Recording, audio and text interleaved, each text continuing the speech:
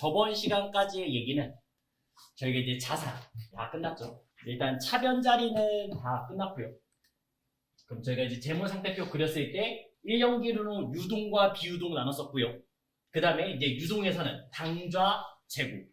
그 다음에 비유동에서는 투자, 유형, 무형, 그 다음에 기타 비유동. 네, 이렇게 내용이 끝났습니다. 오늘 얘기는 이제 부채. 이제 부채가 시작되어 있고요. 부채는 딱 두 가지만 보시면 돼요. 1년 기준. 얘도 마찬가지입니다. 유동 부채와 그 다음에 이제 비유동 부채. 이렇게 나눠주시면 되겠습니다. 대부분은 다 이제 유동 부채라고 보시면 되겠어요. 네, 오늘은 그래서 거의 문제 위주로만 갈 예정이에요. 자산에 했던 거를 다 반대로 보시면 되겠고, 그 다음에 이제 비유동은 종류가 여러 개 있는데 그 중에 딱 3개.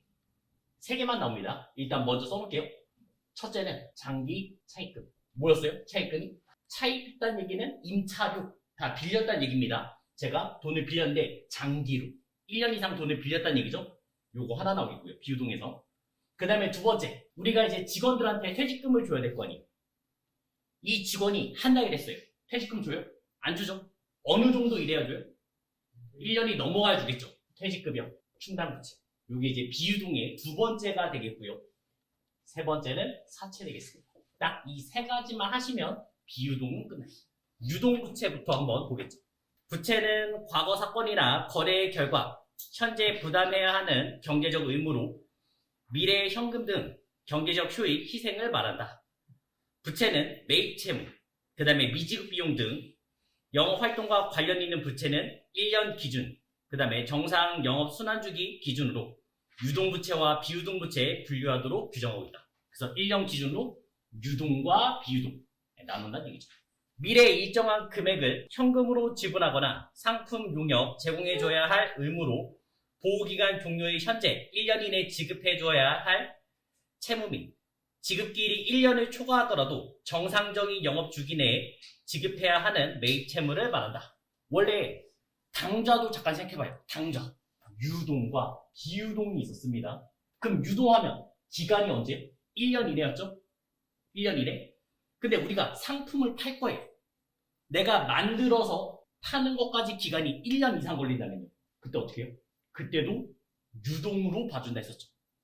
자, 책으로 한번 체크만 하고 갈게요. 다만 정상적인 영업주기 내에 현금으로 전환되거나 소비될 것으로 예상되는 자산은 보호기간 종료일로부터 1년 이내에 실현되지 않더라도 유동자산으로 분류한다. 똑같은 얘기가 나오고요. 그럼 이 얘기는 뭐였어요? 우리 회사가 조선업 아니면 건설업이라 쳐요.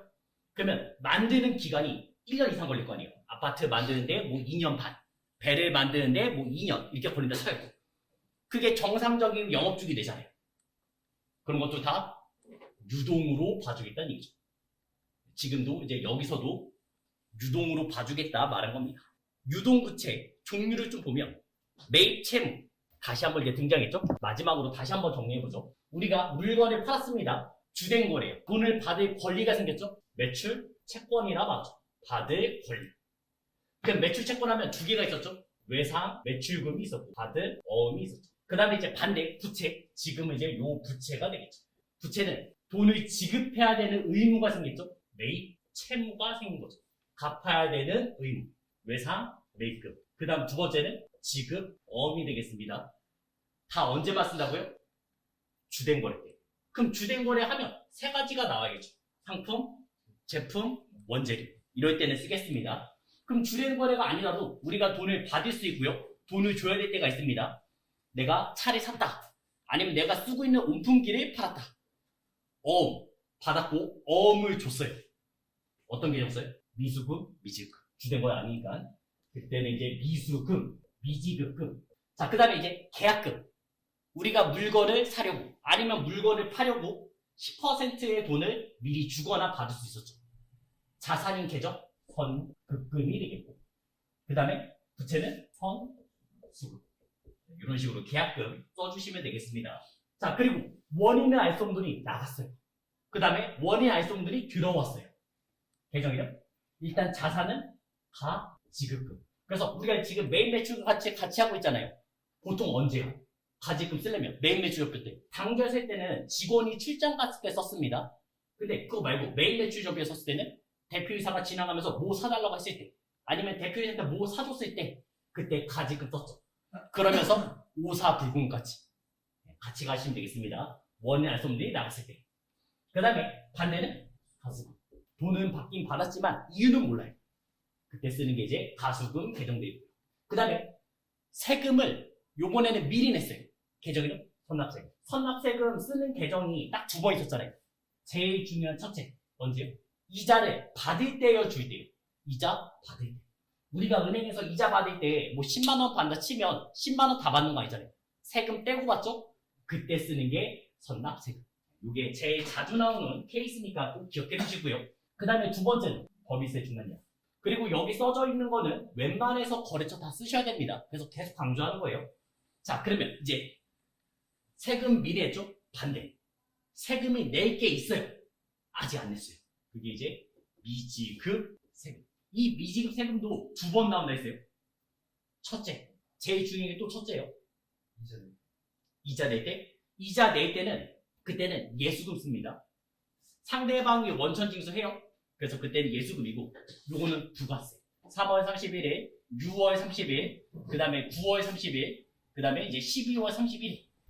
이 마지막 날에 1기 예정, 1기 확정, 2기 예정, 2기 확정. 3개월에 한 번씩 썼죠?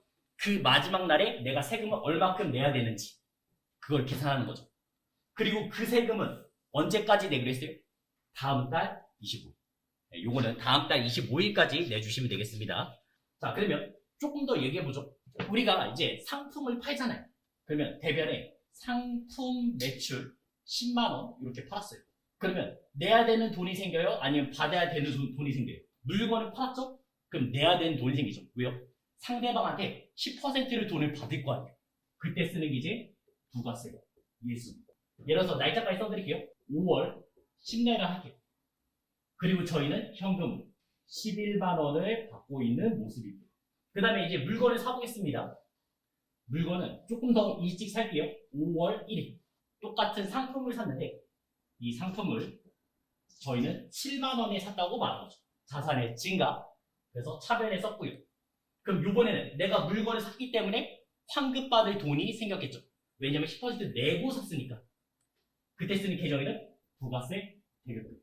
매일 매출 전표 가면 알아서 생길 거니까 걱정은 안 하셔도 됩니다. 그냥 자산인지 부채인지 그 정도만 기억하시는 게 좋아요. 일단은.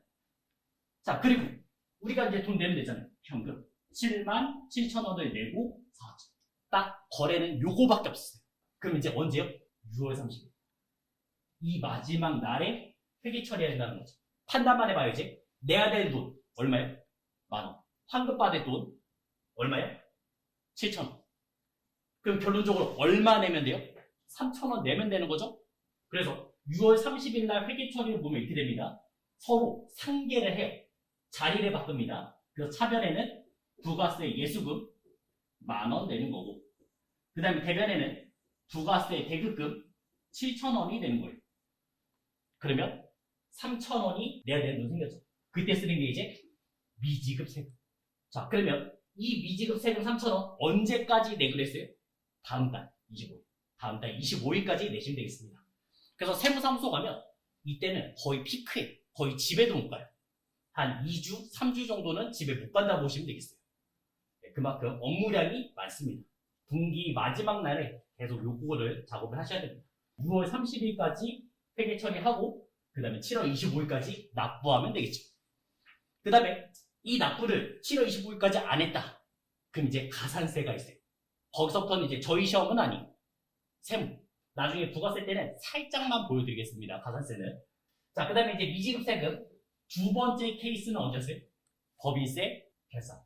얘는 중간에 예납한 거고 우리가 1년 동안 장사했을 거 아니에요. 1월 1일부터 12월 30일까지 장사를 했습니다. 그러면 얼마만큼 돈을 벌었는지가 나왔을 거 아니에요. 거기에 대한 세금을 내야겠죠. 언제까지네요? 3월 말까지. 3월 31일까지 내주시면 되겠습니다. 근데 우리 회사가 만약에 겨울철에 바쁜 회사예요. 그러면 시간을 바꿀 수 있어요. 시기를 바꿀 수가 있습니다. 그런 걸 그냥 참고적으로만 알아주시면 되겠어요. 돈을 빌려줄 수도 있고 돈을 빌릴 수도 있죠. 돈을 빌려줬을 때 자산이 때 뭐요? 단기, 장기, 대여금 나온 거고요. 그 다음에 돈을 빌렸다? 단기, 장기, 차입금. 그 중에 하나가 이제 여기 있는 거죠. 장기 차입금. 나온 김에 끝내겠습니다. 장기 차입금. 장기 차입금 문제는 시험지에서 딱 하나밖에 없어요. 12월 31일. 딱 요때밖에 안 됩니다. 일단 장기 차입금은 내가 돈을 빌렸고 그거를 1년 이상 빌렸다는 얘기잖아요. 그러면 시간이 지났어요. 언젠가는 1년 안으로 돌아오겠죠. 예를 들어서 2022년 5월 1일 날 돈을 빌렸습니다. 3년 쓰기로 했어요. 2023년, 2024년, 그 다음에 2025년 5월 1일 이때 갑니다. 2024년 12월 31일 이 시점이 된 거예요. 우리가 이제 결산해야겠죠? 그럼 이때부터 5월 달까지는 1년 이상 남았어요? 안 남았잖아요. 그러면 장기란 단어 쓸 수 있겠어요? 못 쓰겠죠. 그때 계정 이름을 바꾸셔야 됩니다. 유동성 장기부채. 유동성 장기부채. 당연히 얘도 거래처 쓰셔야 됩니다. 그래서 뭐 기업은행인지 아니면 우리은행인지 이런 거를 써주셔야 돼요. 그러면 한번 회계 처리해볼게요. 내가 우리은행에 1,000만 원을 빌렸다 쳐요. 이때 5월 1일 날 우리은행에 1,000만 원 빌렸어요.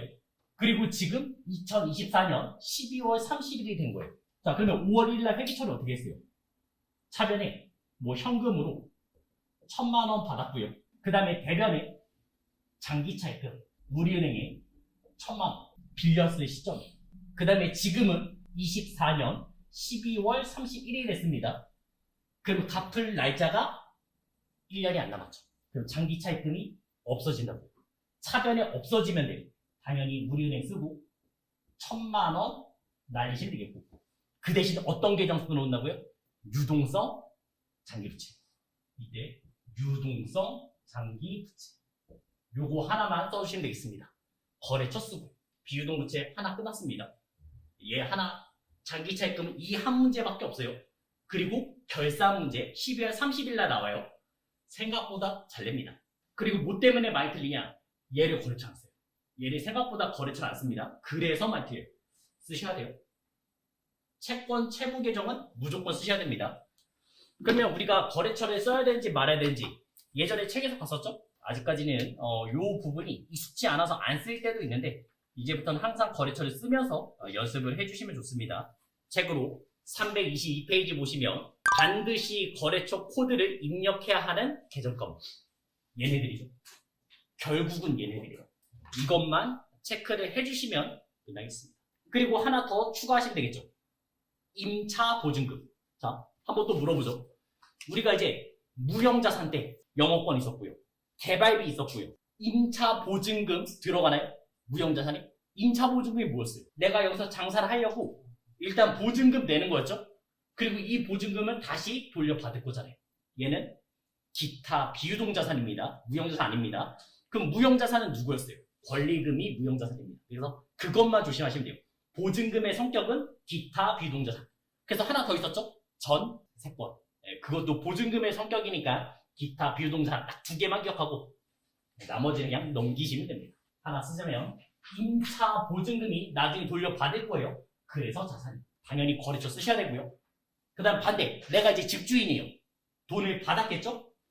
임대 보증금. 얘는 부채. 2년 뒤에 다시 돌려줘야 되니까. 이런 식으로 이제 계정 이름 한번 체크만 해봤습니다. 매입 채무 매출 채권 계속 나오니까 체크해 주시고요. 116페이지고요. 일반적인 상거래에서 발생한 외상 매입금과 지급어음으로 한다. 도매업의 상품 매입 시, 제조업의 원재료 매입 시 발생한 채무는 일반적으로 외상 매입금 계정으로 회계 처리하고 당해 외상 매입금 대해서 어음을 발행해서 지급하는 경우 지급어음으로 회계 처리한다. 그 다음에 외상 매입금, 외상 매출금 나왔고요. 지급어음, 받을어음 나왔습니다. 주된 거래 때. 그 다음에 단기 차입금, 단기 대여금, 금융기관으로부터 당좌 차월과 금전 소비대차에 따라서 차입한 금액 중 보호기간 종료의 현재 1년 이내 만기가 도래하는 채무를 말한다. 그럼 또 물어보죠. 당좌 차월이 뭐였나요? 요런 그림 한번 그렸죠. 자동차가 있었고요. 가격은 1,000만 원이었습니다. 저는 통장을 보통 예금 통장을 했어요. 여기에는 지금 700만 원이 들어있습니다. 차 1,000만 원짜리를 일시불로 살 수 있었어요? 못 샀죠? 얘는 못 샀습니다. 한두 초가 떴어요.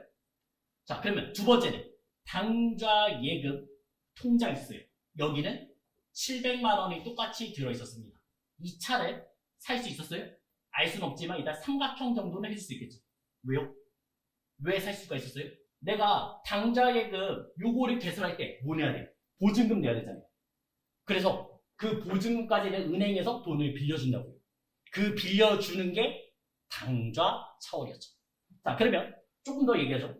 보증금 냈을 때 계정 이름 뭐예요? 요거는 잘 나오진 않으니까 그냥 확인 정도만 하세요.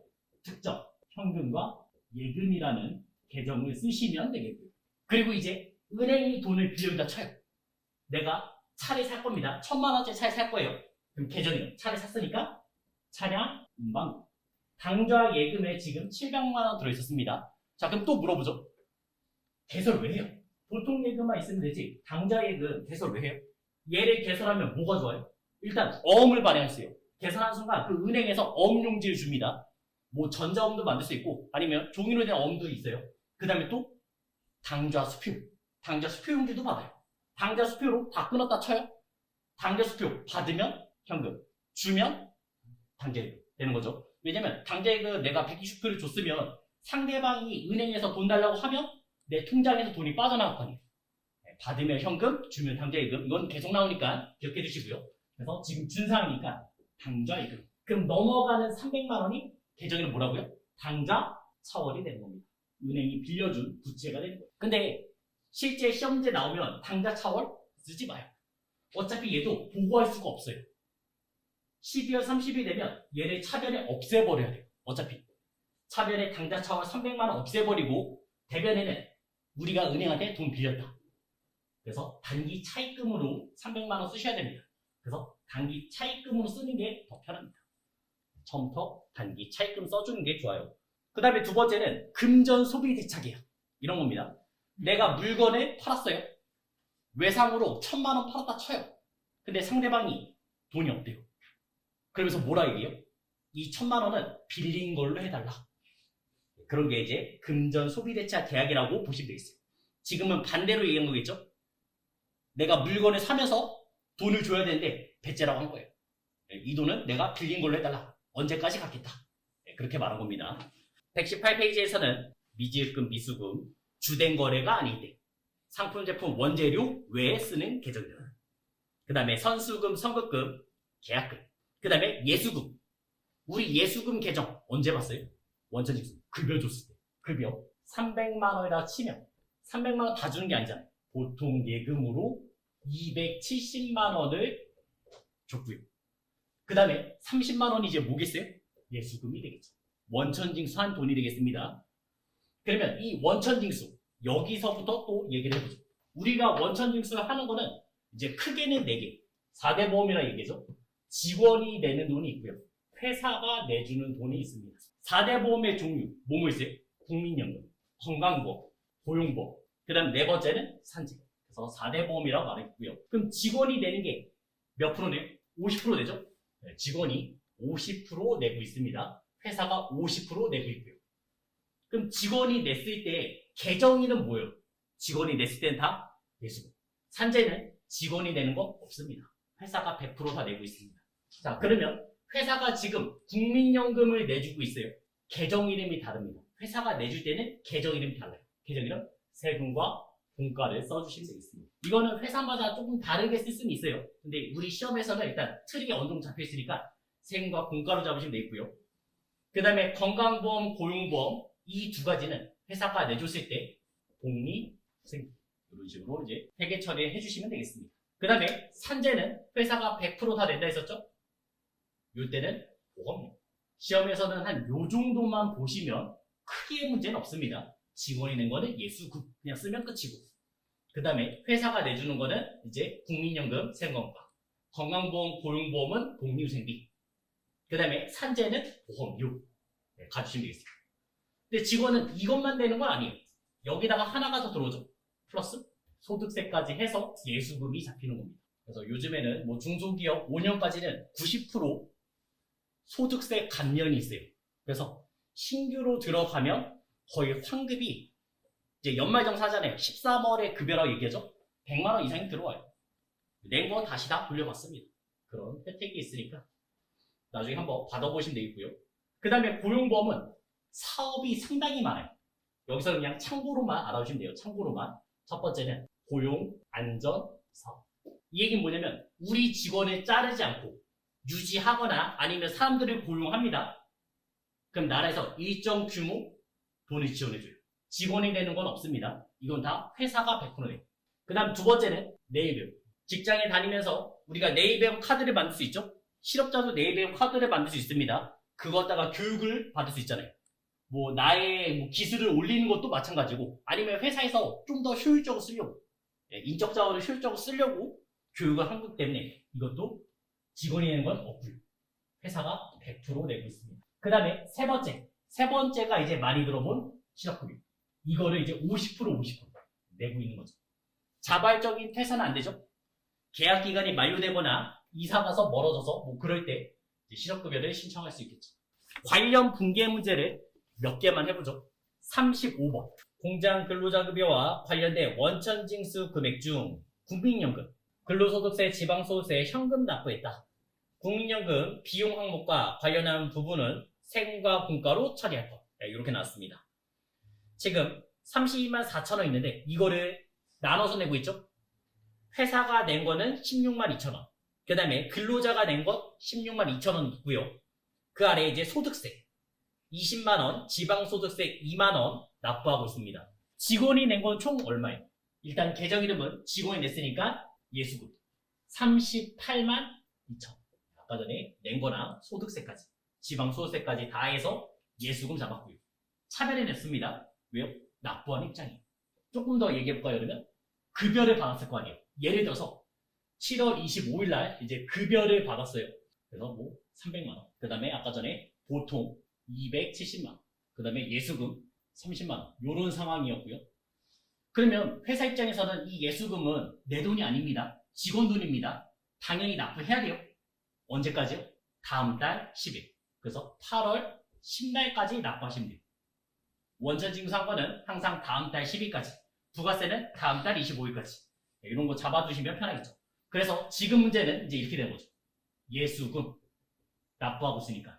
아까 소득세랑 그 다음에 직원이 낸 돈 38만 2천 원 써주시면 되겠고. 그 다음에 회사가 내준 돈. 계정이는 뭐였어요? 세금과 공과 가주시면 되겠죠. 16만 2천 원. 그리고 이 돈 다 뭐로 냈어요? 현금으로 냈죠. 54만 4천 원. 이렇게 나오면 끝났죠. 자, 그러면 34번도 한번 해보시기 바랍니다. 자, 날짜 몇 월 며칠이에요?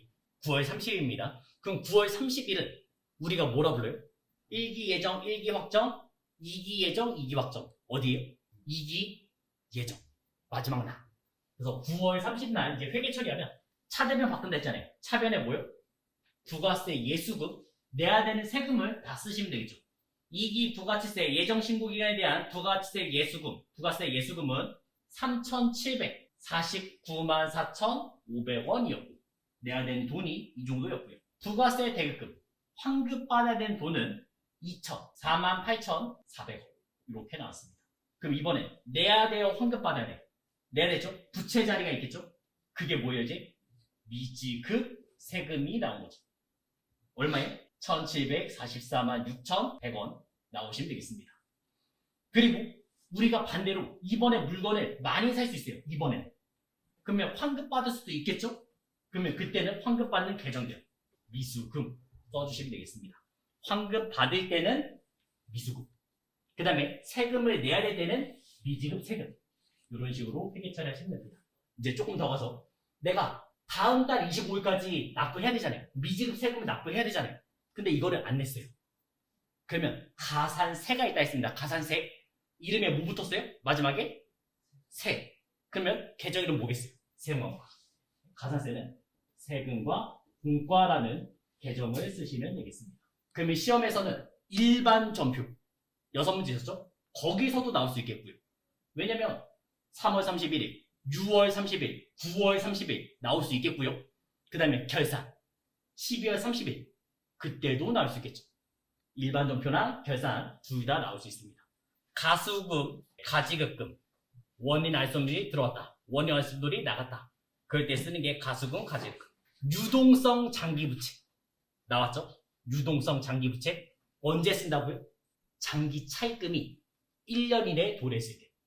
내가 갚아야 되는 시기가 1년 안으로 돌아왔으면 그때 쓰는 계정들.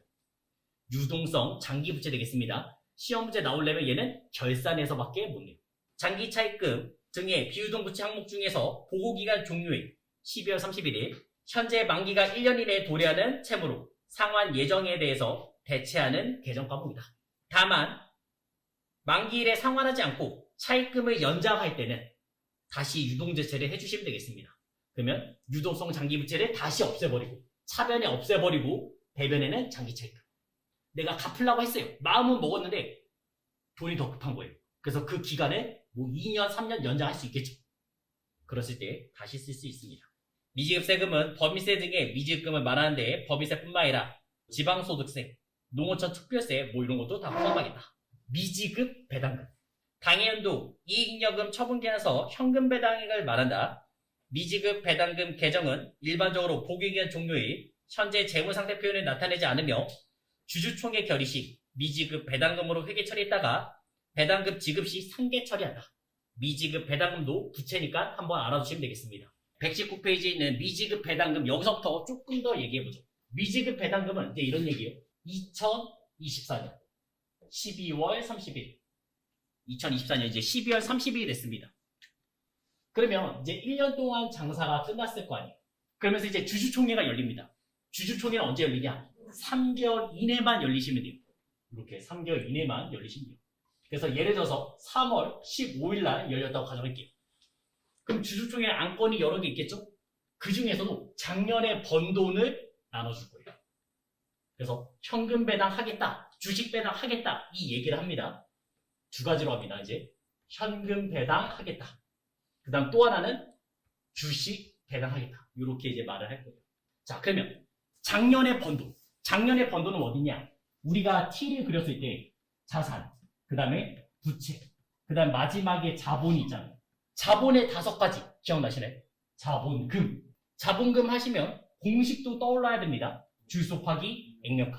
그 다음에 이득이 나죠. 플러스 느낌. 플러스 느낌이 있겠습니다. 우리가 현물 출자 같은 거 하면 1000만 원짜리의 건물을 뭐 700만 원에 얻잖아요. 그럼 300만 원만큼 이득이 생겼죠? 그게 자본, 능력. 항상 플러스만 있어요? 아니죠. 마이너스도 있죠. 마이너스는 뭐요? 자본 조정이 되겠죠. 대표적인 계정 이름 하나씩만 일단 쓸게요. 주식을 발행하면서 이득이 났습니다. 그러면 계정 이름 뭐였어요? 주식 발행 초과금. 그 다음에 손해나는 건요? 주식 할인 발행 차금. 그 다음에 네 번째는 뭐 있었어요? 플러스도 아니고 마이너스도 아니고 평가. 가지고 있는 거죠. 네 번째는 이제 평가받는 얘기가 되겠고, 우리가 평가받는 대표적인 자본 하나 알고 있잖아요. 기타, 포괄, 손익, 무게가 되겠고, 대표적인 계정 이름이 매도관이고, 평가, 손해도 들어오고 이익도 들어오고, 다 기타, 포괄, 손익, 무게 여기에 들어와 주시면 되겠습니다. 그리고 마지막은 이익, 잉여. 그래서 우리 저번 시간에 재무상태표 작성 기준 기억나시나요? 뭐였어요? 유동성 배열법. 그 다음에 총액주의. 서로 상기하지 말고 써달라. 그 다음에 잉여금의 구분. 주주와 돈놀이에서 번 돈인지 아니면 우리 회사에 주된 아이템을 팔아서 번 돈인지 구별해달라. 그럼 이 잉여금은 뭐겠어요? 우리 회사에 아이템을 팔아서 번 돈입니다. 이거를 이제 나눠줄 거예요.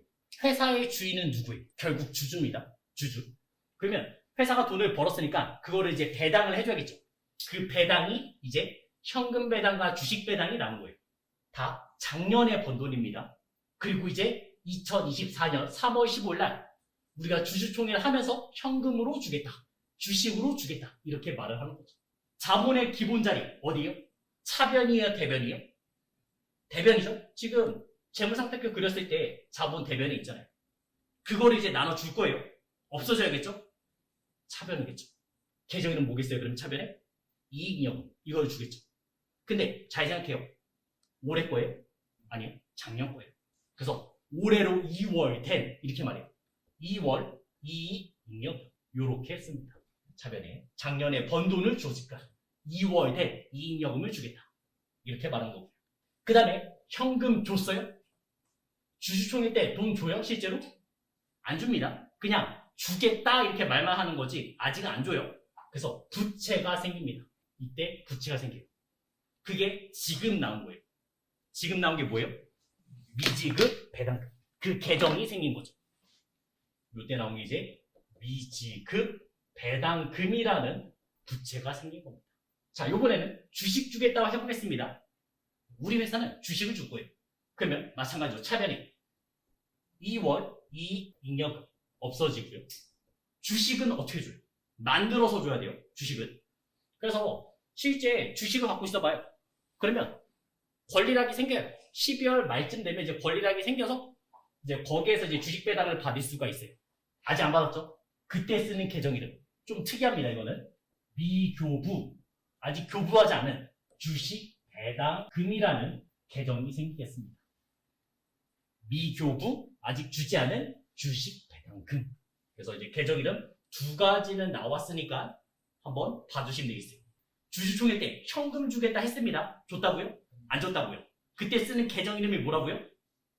미지급 배당금. 부채가 되는 거고. 주식 주겠다고 했습니다. 줬어요? 아직 안 줬죠? 그때 쓰는 게 미교부 주식 배당금. 얘는 부채 아닙니다. 얘는 정확하게 어디 들어가냐? 여기 들어가요. 자본 조정. 자본 조정이 마이너스만 있는 게 아니에요. 임시 계정. 알파도 다 여기 들어가요. 자본 조정 폭이 넓어요. 우리가 예전에 단기 매매증권, 매도관증권, 만기 보유증권 있었죠? 단기 매매증권과 만기 보유증권이 아니에요. 그러면 다 매도관증권이었어요. 매도관증권은 사실 폭이 엄청 넓어요. 마찬가지요. 자본 조정도 마이너스만 있는 건 아니에요. 임시 계정도 다 자본 조정에 들어가요. 나중에 자본할 때 처음 보는 계정 이름이에요. 다 이해요. 다 자본 조정이라고 보시면 되겠어요. 뭐 스톡 옵션, 미교부, 지금 주식 배당금, 배당검사 이자 이렇게 처음 들어보는 계정 이름들 나오면 다 자본 조정이라고 생각하시면 되겠습니다. 말 나온 김에 끝까지 갑니다. 자, 그러면 주주총회가 3월 15일 날 있었고 이제 실제로 돈을 줘야 돼요. 언제까지 주냐? 3개월 이내로. 우리가 땅땅땅 쳤잖아요. 그리고 3개월 이내로 돈을 주시면 돼요. 그래서 5월 30일 날 줬다 치기. 부채가 차변에 없어지는 거고 지금 현재 5월 30일 회계 처리에 이제 부채가 없어졌고 실제 돈 주면 되겠죠? 현금 줘도 되고 보통 예금 줘도 됩니다. 여기서 끝도 아니에요. 문제 나오면 그냥 이 정도로 끝낼 수도 있어요. 근데 이자랑 마찬가지예요. 이자 우리가 다 받아요? 아니잖아요. 원천징수 당하잖아요. 똑같습니다. 이것도 원천징수를 당합니다. 예수님. 세율이 똑같아요. 14%. 이런 식으로 세금 다 내고 그 다음에 나머지를 받는 얘기가 되고 그 다음에 주식 받기로 했죠? 주식을 이제 발행해 줄 거예요. 회사가 주식을 발행합니다. 자본 이렇게 회계처리를 현금 받았을 때 모습 주식 받았을 때 모습 하나만 더 갈게요. 여기서 자 그러면 우리가 현금 배당하면 돈이 나갔잖아요. 실제로 자산이 떨어져요. 실제 돈을 줬으니까 그 다음에 자본도 떨어집니다. 지금 줬잖아요. 2월 이익잉여금 줬잖아요. 주식 배당하면요. 자산 나갔어요? 나간 적 없어요. 자산 그대로고요. 자본은요. 이렇게 됩니다. 나눠줬죠. 2월 이익잉여금 줬잖아요. 자본이 떨어졌잖아요. 얘가 떨어진 만큼 우리는 주식을 발행했어요. 자본금이 증가했어요. 왜냐하면 주식 발행했으니까. 그래서 총 자본은 변화가 없습니다. 그래서 자본도 그대로 이런 특징이 있습니다. 현금 배당하시면 자산 떨어졌고요. 그 다음에 자본도 떨어졌어요. 회사의 이익을 나눠줬으니까. 근데 주식 배당하면 자산 그대로였고요. 그 다음에 자본 왜 똑같다 했어요? 나눠줬는데 그만큼 뭘 했어요? 주식을 만들었잖아요. 그래서 총자본은 변화가 없습니다. 그럼 우리가 이제 객관적으로 딱 봤을 때 회사 입장에서는 1번 케이스가 좋아요? 2번 케이스가 좋아요? 2번이 훨씬 좋죠? 그러면 이제 이것까지 생각해봐요. 삼성, 현대 이런 회사들이요. 현금 배당이요? 주식 배당이요? 다 현금 배당합니다. 주식 배당하는 데는 보통 제약회사 이런 쪽은 주식 배당을 하는데 큰 대기업 라인들은 다 현금 배당. 왜냐? 얘는 나중에 배당한 만큼 적립할 수 있는 돈이 생겨요. 그거는 이제 나중에 자본 때 다시 얘기하겠습니다. 그럼 이제 다시 한번 읽어보면 이제 이해가 될 겁니다. 당해연도 이익여금 처분계산서에 현금 배당을 말한다. 지금 현금 배당. 우리가 현금 배당 해본 거 있죠? 그게 미지급 배당금. 미지급 배당금 계정은 일반적으로 보호기한 종료일 재무상태표에 나타내지 않으면 12월 30일은 아직 없다고. 왜요? 주주총회가 3월 15일 날 생기니까. 3개월 이내 생기니까. 그래서 그때 이제 미지급 배당금이 등장한 거죠. 나타나지 않으며 주주총회 결의 시 미지급 배당금으로 회계 처리했다가 배당금 지급 시 상기하겠다. 그래서 돈을 줬을 때 없애버리겠다고 말하는 거죠. 선수 수익, 선급 비용, 미지급 비용, 미수 수익. 요 얘기는 이제 결산 얘기였죠. 12월 30일 기준으로 이 앞에를 뭐라 불렀어요? 발생이라 불렀죠. 그 다음에 이 뒤에를 이연이라 불렀죠. 발생과 이연. 왜냐면 손익계산서는 발생 기준이잖아요. 내가 2024년 12월 25일 날 매출했어요. 매출했고 이 돈을 2025년 1월 25일 날 받으면 2024년에 수익으로 잡으셔야 돼요. 2025년에 수익으로 잡으셔야 돼요. 이때 팔았고 돈은 1월 25일 날 받았습니다. 그러면 언제로 수익을 잡으셔야 돼요? 자, 회계 처리 한번 생각해봐요. 우리가 외상으로 팔았다고 생각해봐요. 상품 매출 100만 원을 써놨고 그 다음 외상 팔았으니까 외상 매출금 100만 원 써놨겠죠. 그리고 이 돈을 받았겠죠. 1월 25일 외상 매출금 100만 원이 없어지면서 현금으로 100만 원 받았습니다. 수익 계정 어디 있어요? 외상 매출금 뭐예요? 자산. 회사에 쓰면서 자산이 없어졌고 그 다음에 자산 현금 받았죠? 자산의 증가. 수익 계정은 상품 매출. 이해가 되겠죠. 그래서 2024년 12월 25일 이때 돈 번 걸로 하시면 되겠습니다. 그래서 발생 기준이에요. 자, 그러면서 발생에 두 가지의 계정 이름이 등장했죠. 이연에서도 두 가지의 계정 이름이 등장했죠. 발생하면 두 가지 계정 이름 뭐예요? 미가 떠오르시면 된다 했고 그 다음에 이연하시면 두 개의 계정 이름 선이 떠오르면 된다 했습니다. 미지급 비용이 되겠죠. 자, 미지급 비용 이름에 헷갈리면 안 된다 했습니다. 재무상태표 자산부채 자본이었고 그 다음에 손익계산서 비용 수익자리잖아요. 기본자리가. 그럼 비용은 차변이에요? 대변이에요? 차변이었죠? 얘 차변이에요? 미지급 비용? 아니잖아요. 얘 미지급 금에서 왔다 했어요. 미지급 금에서 기간 비용 부채입니다. 이름에 헷갈리시면 안 됩니다. 그럼 기본자리가 차변이에요? 대변이에요? 대변이 되는 거죠. 미지급 비용은 부채예요. 이름에 헷갈리지 말라 했습니다. 우리가 결산대만 쓸 거니까 그것만 조심하시면 되겠어요. 그 다음에 또 미수 수익. 뜻은 못 받은 수익. 못 받은 수익. 얘 수익 계정 아니라 했습니다. 얘 뭐예요? 미수금에서 왔어요. 미수금. 아직 못 받았다고요. 그래서 얘는 자산이에요. 기본 자리가 차변 되겠습니다. 그 다음에 선선 하시면 선급 비용. 뜻은 비용을 미리 냈다고요. 자산이 되겠고요. 또 하나는 선수 수익. 수익을 미리 땡겨 받았습니다. 그래서 얘는 부채가 되겠습니다. 그래서 여기서 딱 하나만 잘 기억해 주시면 다 풀린다 했죠. 결산 문제예요. 12월 30일 문제입니다. 그래서 이런 문제가 이제 조금 어려울 수 있다는 얘기예요. 자, 요번에 계정 이름은 두 가지를 구별하시면 되겠습니다. 외환 차손과 외환 차익 되겠습니다. 자, 문제로는 46번 되겠습니다. 붕괴 문제 46번. 외환 차손과 외환 차익은 이제 이렇게 시작해요. 얘는 기중에 나오는 문제예요. 그래서 1월 1일부터 12월 30일까지의 얘기라고 보시면 되겠어요. 왜냐면 내가 팔았을 때 1달러에 1,000원에 팔았다 쳐요. 그리고 실제 돈 받을 때 환율이 바뀌었을 거 아니에요. 그때 뭐 1,100원이었다, 1,200원이었다, 아니면 900원이었다, 800원이었다.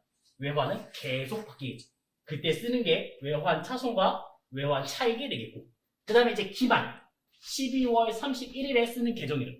이때는 외화, 환산, 손실, 그 다음에 외화, 환산, 이익.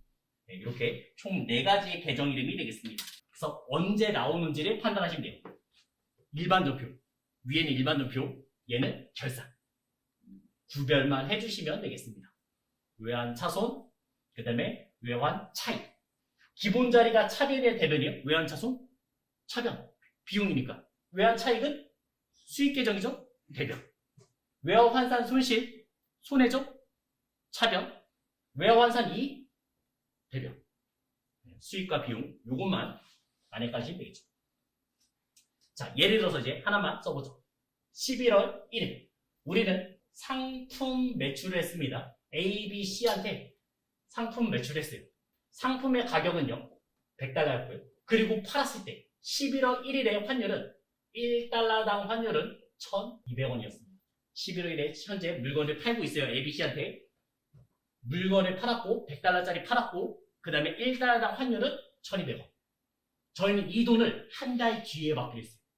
12월 1일에 받기로 함. 이렇게 나옵니다. 그러면 11월 1일 회계 처리부터 한번 해보죠. 돈 받았어요? 아직 안 받았죠? 그럼 계정 이름, 차변의 계정 이름 뭐예요? 외상 매출금. 그렇죠? 상품, 주된 거래니까 외상 매출금. 당연히 거래처 쓰셔야 됩니다. 거래처는 ABC. 다 원화로 환가를 하셔야겠죠? 100달러 곱하기 환율은 1,200원. 그럼 얼마예요? 12만원. 그 다음에 대변에는 이제 상품 매출 써주시면 되겠죠. 상품 팔았습니다. 자, 그리고 이제 12월 1일 됐습니다. 이때는 1달러당 환율이 1,100원 됐고요. 저희는 이 돈을 다 보통 예금 받았습니다. 손해요, 이익이요? 손해죠? 그러면 내 장부에 써져 있는 것부터 날리는 거예요. 내 장부에는 지금 외상 매출금 받을 돈 12만원 써있잖아요. 외상 매출금 12만원 받을 돈 지금 회수하는 모습이니까 대변에 날려버렸고요. 그 다음에 차변에 돈을 받겠습니다. 보통 예금 받은 거는 100달러 곱하기 1,100원. 그럼 얼마 받아요? 11만원을 받죠. 회계 원칙, 차대변은 언제나 같아야 됩니다. 차변에 뭐 쓴다고요? 외환, 차손을 쓰시면 되겠습니다. 자, 더 나가서 지금 현재 이렇게 팔았어요. 똑같이 물건을 팔았고 요번에는 이 돈을 언제 받기로 했냐? 내년 1월 25일 날 받기로 했습니다. 11월 1일 날 팔았어요. 그리고 이 돈을 내년 1월 25일 날 받기로 했습니다.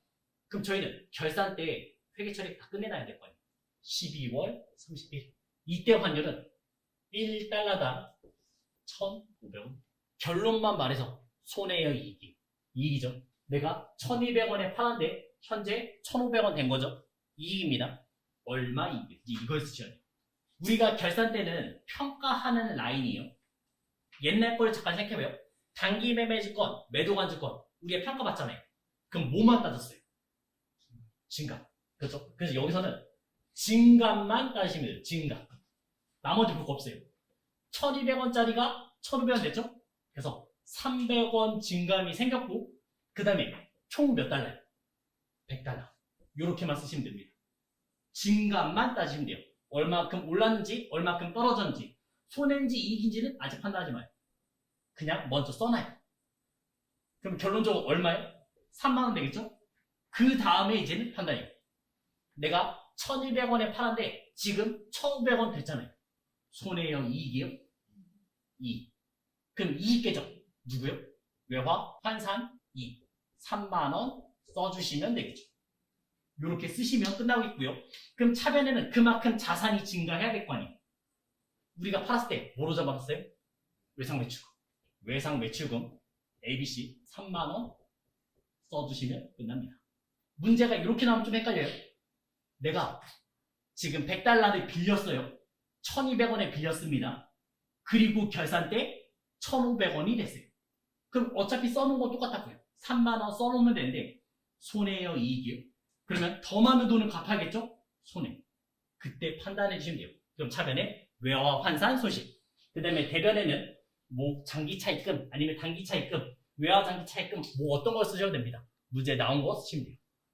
이런 식으로 4개의 계정 한번 봤습니다.